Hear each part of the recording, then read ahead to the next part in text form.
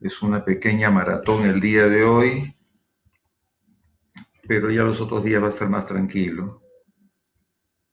Vamos a ver, entonces estamos dando tiempo que vayan incorporándose. A ver, vamos a compartir la aplicación en la pantalla, porque la vez pasada compartir archivos, bueno, si se puede compartimos los archivos. Agregar archivos.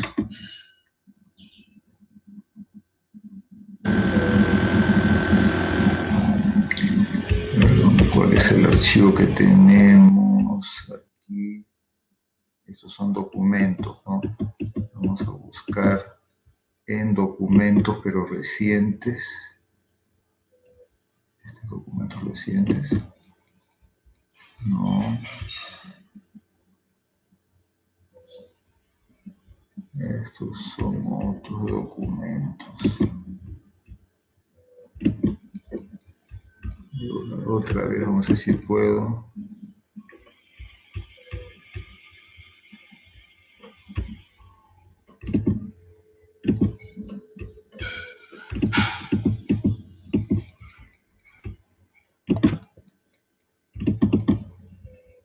No, entonces estos son los documentos. Acá, dispepsia y disfagia. ¿Dónde lo tengo el de disfagia? Bueno, vamos a buscar. Entonces, como no lo encuentro, vamos a abrirlo. De aquí salgo de compartir archivos. Voy a ver compartir aplicación en la pantalla, ventana de aplicaciones, y acá tengo el de disfagia. Sí, no lo encontré de la otra forma, qué raro. Bueno, entonces vamos a empezar ahora lo que es la clase de disfagia. El día de ayer tuvimos ya dos clases, una sobre la historia clínica digestiva y otra sobre dispepsia. Ahora en esta clase vamos a hablar sobre disfagia. Entonces, lo primero, darles el resultado del test del día de ayer. Pensaba que podíamos discutir un poco el test que les dejé el día de ayer, pero no hay tiempo, ¿no? Así que solamente les estoy dando las respuestas. La primera, la respuesta es E, la segunda B, la tercera C, la cuarta A, la quinta E y la sexta B. El día lunes que tengo clase, hay una sola clase que la doy yo nomás, ahí vamos a conversar sobre esto del test. Voy a dejar de compartir un momentito, escapamos. Entramos acá y quiero ver, ya está grabándose, ¿no? ¿O no? Está grabándose, ya eso es lo que estaba pensando, que de repente no estaba grabándose. Entonces vuelvo nuevamente a la aplicación. Ya estábamos ahí, seguimos compartiendo, ya. Perfecto. Entonces, vamos a pasar ahora sí a lo que es propiamente la teoría del día de hoy, ¿no? Entonces, ¿qué cosa es lo que tenemos que ver el día de hoy? Primero, saber qué cosa es disfagia, conocer los dos principales de disfagia y cómo diferenciarlos, aprender las principales causas de disfagia y entender cómo tratar a un paciente con disfagia. En este caso, que estamos en semiología, todavía tratamiento no es parte del objetivo de estos capítulos. Entonces, disfagia es definida como la dificultad para el pasaje de los alimentos de la boca hacia el estómago. Entonces, no solamente, no es de todos los pasajes, sino los alimentos de la cavidad oral hacia el estómago. Es una molestia común. Se dice que entre el 7 y 10% de las personas mayores de 65 de 50 años la presentan y el 16% de los ancianos, aquellos mayores de 65 años, lo presentan. Y hasta un 25% de las personas que están hospitalizadas tienen el problema de disfagia. Acá, en letras más pequeñas, recordar que la disfagia orofaringia es aún más frecuente en el ámbito de la atención crónica. Hasta el 60% de los ocupantes de hogares de ancianos tienen dificultades de alimentación que incluyen disfagia. Entonces, es un aspecto importante. Revisar, entonces, el pasaje del alimento de la cavidad oral la faringe y el esfínter esofágico inferior y llegamos hacia el estómago. Esto, que es un pasaje de unos 40 centímetros, puede dar una serie de sintomatologías variadas. Acá tenemos un poco cómo existe la inervación de cada sección del esófago y de la región de la garganta. Y acá tenemos la parte anatómica, donde corresponde cada parte de lo que es el esófago. Entonces, teniendo la columna, tenemos parte de las cervicales y después la región torácica hasta que se llega el esófago al estómago. La deglución involucra las acciones de 26 músculos y 5 pares craneales. Entonces, es un fenómeno, es una parte del funcionamiento del tubo digestivo que es compleja. El quinto par craneal tiene fibras sensoriales y motoras, que es importante en la masticación. El séptimo tiene que ver en la sensación del orofaringe y el sabor en los 2/3 anteriores de la lengua. El noveno par craneal es importante en el gusto de la lengua y funciones sensoriales y motoras de la faringe. Entonces, cuando hay pares craneales que están afectados quinto, séptimo y noveno, básicamente la parte de la boca va a ser importante. El décimo par craneal, que es el nervio neumogástrico, sí tiene una función mucho más general, función motora de la laringe y la laringofaringe, e importante para la protección de las vías respiratorias porque evita que el paciente pueda atorarse o pasar el alimento a la vía respiratoria. Y el decimosegundo par, el glosofaringio, tiene las fibras motoras que inervan principalmente la lengua. Un aspecto importante de la deglución es que un adulto normal traga inconscientemente 600 veces al día. Lo que es importante que todo esto esté funcionando bien. Entonces tenemos una parte superior que es la responsable de que si funciona mal, uno vaya a presentar la disfagia orofaringia o de transferencia porque transfiere el alimento de la boca hacia el esófago. Y si es que esto no funciona bien, va a ocurrir este tipo de disfagia. Vemos toda la cadena de músculos que tienen que ver en esta parte del tubo digestivo. Y el esófago, que tiene características que en la parte superior tiene músculo estriado y en la parte inferior tiene músculo liso. Una circular interna y una longitudinal externa. Acá vemos entonces el tercio superior, músculo esquelético estriado, y en la parte distal, músculo liso. No tiene una serosa, eso es importante porque la parte externa de este tubo va a ser recubierta por el mediastino, pleura, y no tiene una verdadera serosa. Por eso es que cuando hay algún tumor en el esófago, su diseminación puede ser mucho más rápida porque no tiene una serosa propiamente dicha. Tenemos acá los plexos mientéricos de Auerbach y de Meissner, que son importantes especialmente en lo que es el movimiento en forma coordinada de los músculos en el esófago, ¿no? Y entonces, si es que existe una alteración de estos plexos, el paciente va a tener una alteración en ese movimiento y un aumento de la presión intraabdominal inferior que disminuye, ¿no? Eso se ve en la calasia, que vamos a ver después.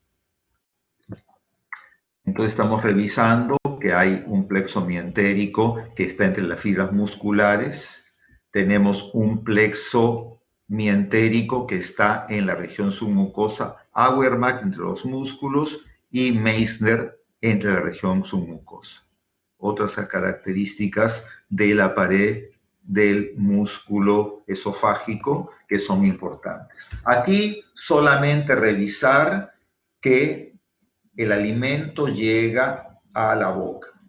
Esta fase oral es totalmente voluntaria, entonces el tiempo de la fase oral depende del momento que uno hace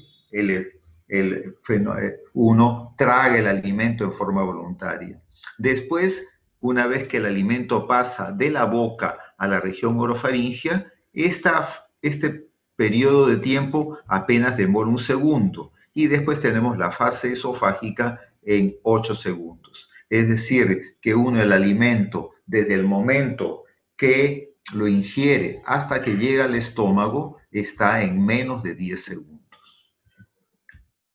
Entonces tenemos una fase oral, los alimentos ingeridos son preparados por la masticación y modificados por la lubricación. Hay un control voluntario y frecuentemente puede haber alguna alteración en la fase oral si es que hay debilidad de la dentadura, los labios, la lengua, las mejillas. Puede haber la incapacidad de organizar los alimentos en bolos bien formadas y moverse posteriormente. Entonces, es algo inusual, pero puede haber alguna alteración en la fase oral. Y la serostomía, ¿no? Pacientes o personas que no pueden producir salivación, las glándulas salivales no funcionan y entonces hay una sequedad. Y esto va a haber una dificultad para descomponer y lubricar y modificar los alimentos. Entonces, en esta fase es inusual que haya problemas, pero esto puede ocurrir. La fase faríngea es importantísima porque hay una sincronización neurológica del epiglotis para conducir el alimento de tal forma que se cierra la epiglotis y el alimento pase a la región del esófago y no pase a las vías respiratorias. Una lesión neurológica o muscular o una lesión neoplásica en esa zona puede hacer que la deglución, que esta fase faríngea, no funcione en forma adecuada. Y finalmente tenemos la fase esofágica, que comienza con la relajación del músculo esfíntero, el esfínter esofágico inferior, que es el cricofaringio, y va a haber el pasaje del alimento. Y esto, bueno, tiene dos aspectos importantes. Uno es el peristaltismo, el aspecto motoro, y el otro aspecto es que no debe haber ninguna alteración en el pasaje del alimento por algún tumor o por alguna zona de estenosis. Entonces, esta fase esofágica también puede tener alteraciones. Entonces, después de haber revisado la parte anatómica, vamos a revisar nuevamente los términos y definiciones. Difagia es la sensación de dificultad para el pasaje de los alimentos.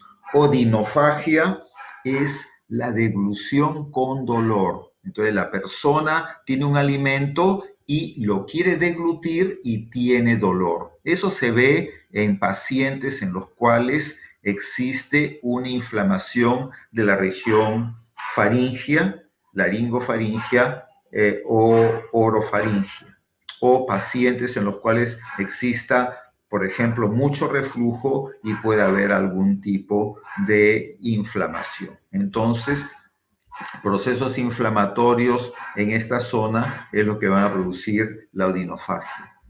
Hay otro término que es importante, que es el denominado globus, que es la sensación de algo que está atracado, ocupando la zona de la garganta, y que a diferencia de la edifagia, que es la dificultad para el pasaje de los alimentos, típicamente mejora al tragar el alimento. Entonces, si es que al tragar el alimento, generalmente la persona siente que está como atorado y toma un poco de líquido y siente una mejoría. Y otro término en lo que es síntomas esofágicos es la pirosis, que habíamos mencionado ayer, que es la sensación de ardor o quemazón retroesternal. El globo faríngeo, ¿no? Que es el término completo del globus, anteriormente se denominaba globus hystericus porque había mucho aspecto psicosomático, psicológico en muchos de los pacientes que tenían globus. Pero puede haber globus en personas que no tienen problemas de hipocondría o problemas psicosomáticos. Es peor cuando no come o bebe, como habíamos mencionado. No hay una verdadera difagia sólidos y líquidos. Generalmente no tienen odinofagia, es decir, que el paciente tiene esa sensación como que algo se quiere atorar, pero no le arde, no tiene dolor al pasar la saliva. No hay regurgitación ni tampoco aspiración, y en la historia puede variar de paciente en paciente, y hay que excluir la posibilidad que el globo faríngeo pueda ser una expresión de reflujo, pero es menos probable.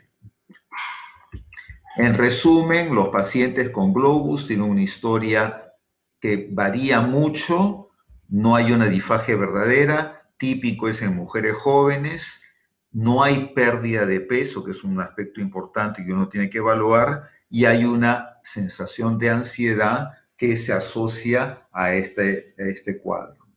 Ahora ya pasemos de lleno a lo que es difagia. Y entonces tenemos la difagia orofaringia y la difagia esofágica, que ya hemos visto que se diferencian claramente. La difagia orofaringia o difagia de transferencia se manifiesta por una dificultad para iniciar la deglución. Y la difagia esofágica o de transporte se produce una vez que el bolo ha atravesado la faringe, entra al esófago y se manifiesta como una dificultad de paso por este. Es decir, que el paciente deglute el alimento como que lo pasó, pero ahí siente como que se quedó atascado. Entonces, difagia esofágica de transporte.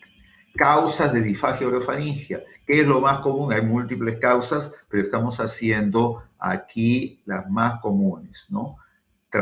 Entonces, acá tenemos tumores de la cabeza y el cuello, trastornos postquirúrgicos de esa región, es decir, que el paciente fue operado, por ejemplo, de la tiroides, tenía un bocio y lo operan y después puede haber quedado como una especie de cicatriz en la operación de la tiroides y el paciente va a presentar este tipo de difagia. Procesos inflamatorios como membrana, fibrosis, divertículos, faringios, etc. Enfermedades neuromusculares, como pueden ser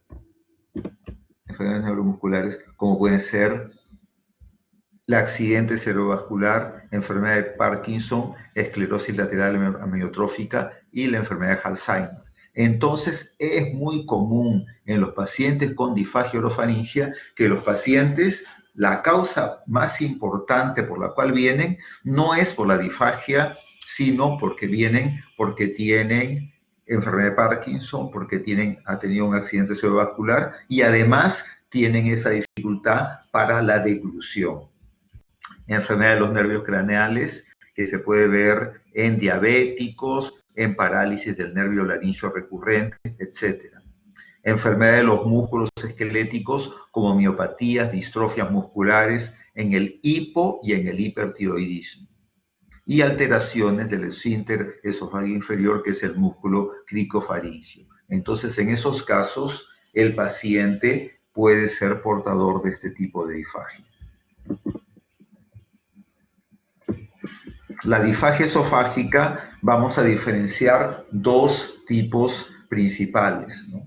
Mientras que la difagia orofaringia es esta difagia en la cual el paciente no deglute en forma adecuada, en el paciente que tiene difagia esofágica hay como dos grandes grupos. Aquellos que denominan lesiones mecánicas.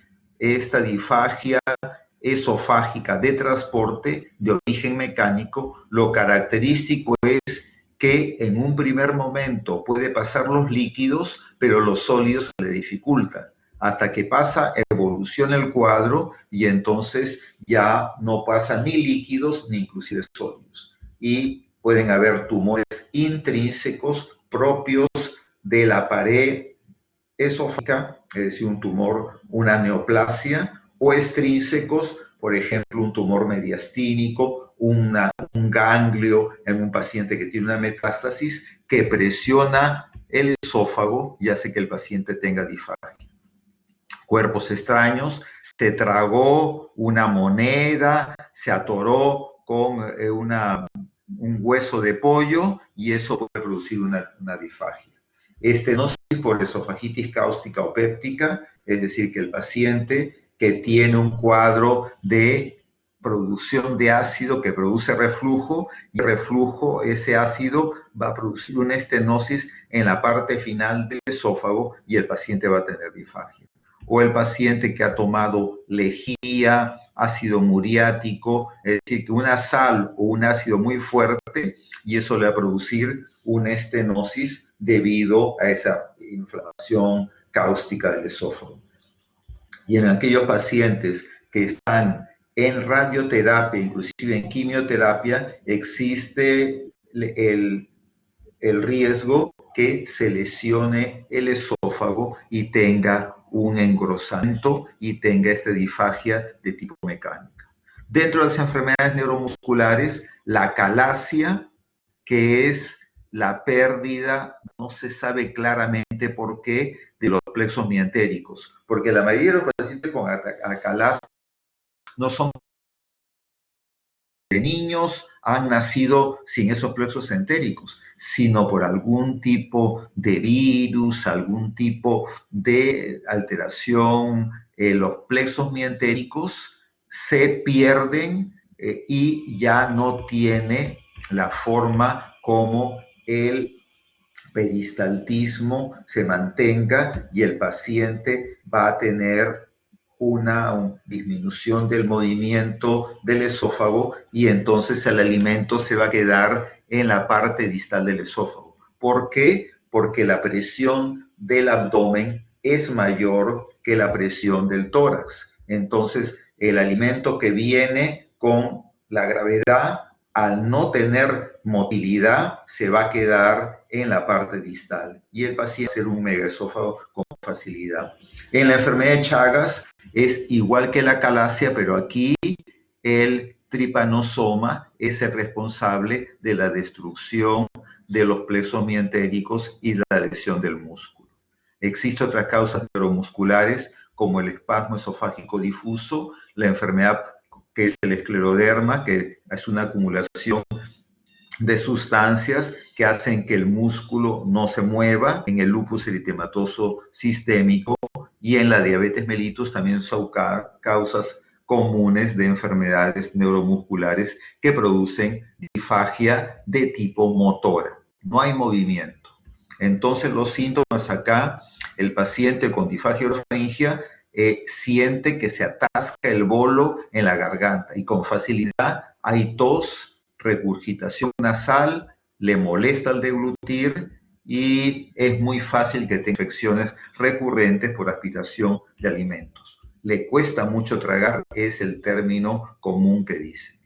En cambio, el paciente con disfagia esofágica hay una sensación de atasco o nudo retroesternal, hay una sensación que el alimento retroesternalmente, un dolor torácico y regurgitación de la comida no digerida. Traga bien, pero la comida se me queda atascada en el pecho, es el término habitual. Hay que tomar historia cuidadosa porque eso nos ayudará a entender el proceso fisiopatológico y anatómico y nos orientará a ubicar el lugar del problema en la mayoría de los pacientes. Hay que determinar también si es que los hallazgos radiológicos y endoscópicos que uno le puede hacer son relevantes. Hay que ver también en la historia si es que tiene globus, si hay serostomía, si hay odinofagia, revisar lo que hemos visto si es esofágico o orofaringio y buscar una normalidad estructural o un trastorno motor. Y después la endoscopía y la manometría van a ser importantes para el diagnóstico definitivo. Saber que en los niños la disfagia puede ir por una serie de patologías como obstrucción nasal, lesiones orales, alteraciones como laringomalacia, gritas laringias, fístula, anillos vasculares y más raro tumores como hemangiomas, linfangiomas, que son tumores benignos pero que pueden producir disfagia en los niños. Y en los viejos es muy común, en el 2%, y hemos visto que es en el 10% en más de 50 años y 2% en más de 65 años, está un poco por la mala dentadura, pérdida del tejido conectivo lingual y el tiempo de faringio que se demora mucho el tránsito. Acá tenemos causas muy disfagia, en este caso es la disfagia de tipo motora, porque este espasmo esofágico difuso hace que el esófago se contraiga demasiado. Entonces, no es que tenga falta de movimiento, sino que son movimientos tan bruscos que en lugar de ayudar al pasaje del alimento, hacen que se quede estancado. Esa es una patología que es poco frecuente, pero que puede ser una causa de disfagia de tipo esofágica, de tipo motora. La acalasia, acá tenemos una fotografía típica de un paciente con acalasia que tiene una punta como de pico, y acá hay una dilatación. Y esto está dado porque la unión esófago-gástrica no tiene plexos mientéricos y eso hace que no tenga fuerza para pasar y la presión intraabdominal impide que el alimento pase. Entonces, esto uno cuando hace una endoscopía pasa con facilidad porque uno pasa con la fuerza de la mano para pasar el endoscopio. Pero en el paciente el alimento no tiene suficiente fuerza para pasar a través del lumen y llegar al estómago. Es otra causa de disfagia esofágica de tipo motora. Más bien, si uno tomó un cáustico o hay una estenosis, entonces la sustancia cáustica va a producir una fibrosis como una especie de cicatriz y la luz del esófago se va a cerrar y el alimento no va a pasar. Y el paciente va a notar que al principio pasaba los sólidos, pasaba inclusive los líquidos, pero poco a poco esta estenosis va a impedir que pase tanto sólidos como líquidos. Otra causa también de disfagia de tipo mecánica es el reflujo que produce una úlcera y esta úlcera puede estenosar la luz del esófago y entonces poco a poco el paciente ya no puede pasar los alimentos. Primero tiene dificultad con los sólidos y al final sólidos y líquidos. Y un cáncer, obviamente, el cáncer del esófago que crece en la luz, poco a poco va cerrando la luz hasta que ya no puede pasar el alimento.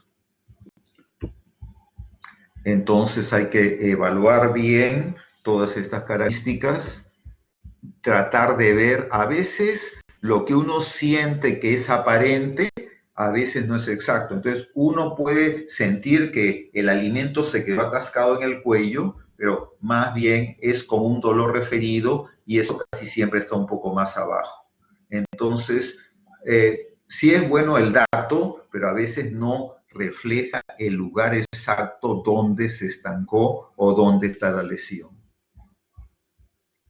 Y saber que lo que estamos repitiendo, 4 síntomas que tienen alta especificidad para la difterofaringia es iniciación tardía o ausente de deglución, regurgitación postnasal, tos deglutiva y necesidad de tragar repetidamente para lograr una eliminación del material trabado de la hipofaringe. Entonces el paciente tiene que estar tratando de pasar el alimento porque tiene dificultades por un problema ya sea estructural o neuromiogénico. Y revisando así en retrospectiva todo esto de disfagia, sabemos que cuando la disfagia va aumentando poco a poco, casi siempre es una disfagia neuromuscular. Cuando la disfagia es súbita, hay que pensar en algo obstructivo, se atoró, ¿no? Se quedó algo acá. O una inflamación aguda por una esofagitis bacteriana, que es poco frecuente, pero puede ocurrir. Dificultad para iniciar la deglución, ya hemos visto disfagia orofaringe. Alimentos que se atascan, disfagia después de la deglución, pasó la deglución y se atascó, disfagia esofágica. Tos temprana de deglución, disfagia neuromuscular de tipo orofaringe. Tos con retraso en la deglución, disfagia obstructiva. Pérdida de peso en los ancianos, pensar en un cáncer. Pérdida de peso con regurgitación, posibilidad de una calasia. Síntomas progresivos de acidez estomacal, estenosis péptica o en la esclerodermia. Síntomas intermitentes en los anillos o membranas. Ahí se pueden formar unas membranas en el esófago y esas membranas pueden estenosarse o pueden de repente como que romperse y eso puede ser intermitente. Espasmo esofágico difuso y el esófago en cascanueces, que es una variante de un espasmo esofágico difuso. Síntomas y posibles etiologías. Estamos con esto como que haciendo un pequeño repaso. Dolor con disfagia de sirodinofagia, esofagitis por radiación, infecciosa por herpes virus, moniliasis, inducida por píldoras, y más es que píldoras, lo típico o lo explicativo es el niñito que se tomó la pila del reloj y eso puede producir una inflamación y un dolor muy intenso. Dolor empeorado solo por sólidos, disfagia obstructiva. Dolor agravado por sólidos y líquidos, disfagias neuromusculares. Regurgitación de alimentos viejos, el divertículo de Zenker, que es una bolsa que está justo al inicio del esfínter faringoesofágico, de tal forma que el alimento, en lugar de pasar al esófago, se quede en esa bolsa y ese alimento como que se fermenta y uno después lo regurgita como un alimento que está como podrido o como agrio. Debilidad idiofagia, accidentes cerebrovasculares, distrofias musculares, miastenia gravis, esclerosis múltiple. Mal aliento, igualito divertículo de Zenker, donde se quedó el alimento, ¿no? Disfagia aliviada por eructos repetidos, en la calasia puede verse eso, y disfagia agravada por los alimentos fríos, trastornos de la motilidad neuromuscular. El examen físico, generalmente si sospecha de disfagia orofaringia, hay que ver pacientes que tengan problemas neuromusculares, accidentes cerebrovascular, miastenia gravis, y eso es muy frecuente. Hacer un examen neurológico a la cabeza y cuello para ver que no tengan ningún tumor, que la tiroides no está crecida. La piel debe ser examinada por características y trastornos del tejido conectivo, especialmente en la esclerodermia y el síndrome de Grest, que es una variedad de esclerodermia, que tiene calcinosis, fenómeno de Raynaud, el esófago que está lento, esclerodactilia y telangiectasias. La debilidad muscular o el desgaste puede ser evidentes si hay miositis, y la miositis puede superponerse a otros trastornos del tejido conectivo que afectan al esófago. Buscar temblores, rigidez, fasciculaciones en pacientes que pueden tener Parkinson. Y buscar signos de desnutrición, pérdida de peso o complicaciones pulmonares por aspiración, ya sea en pacientes que tienen una neoplasia o pacientes que tienen problemas neurológicos. Eso es un poco, hemos corrido para estar con el tiempo con respecto a la disfagia. De todas maneras, esto léanlo con tranquilidad. Acá les dejo la referencia, lo sacado del libro de enfermedades gastrointestinales de Saunders, pero lo que está ahí es básicamente, y también está el de llamada, también el capítulo que hace Andrés Moutz sobre esto que es la disfagia. Salimos, dejamos de compartir, salimos de aquí y veamos. Entonces, hemos corrido porque ya dentro de unos 2 o 3 minutos va a empezar la clase que tienen con el doctor Barreda. El día de mañana tienen 2 clases con el doctor Barreda y el día lunes tenemos nuevamente clase. Sería muy interesante alguna pregunta para aclarar, porque yo con el temor de que me falte el tiempo, de repente he corrido mucho y hay cosas que he sido muy rápido. Entonces, si es que hay algo que quieran que los aclare, con mucho gusto.